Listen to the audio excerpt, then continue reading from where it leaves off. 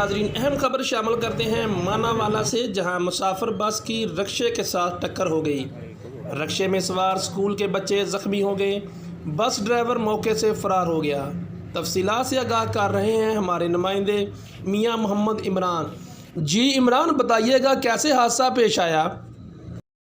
जी बिल्कुल, मानावाला में अलमनाक हादसा पेश आया। मानावाला जीटी रोड पर पुराने नादरा ऑफिस के करीब स्कूल रक्शे को मुसाफिर बस की टक्कर, जिसके नतीजे में 12 तलबा तालबात और रक्षा ड्राइवर शदीद जख्मी हो गए, जबकि 2 बच्चों की हालत तशवीशनाक बताई जा रही है। रेस्क्यू 1122 ने मौके पर पहुंचकर बच्चों को करीबी अस्पताल मुंतकिल कर दिया, जबकि बस ड्राइवर मौके से फरार होने में कामयाब हो गया।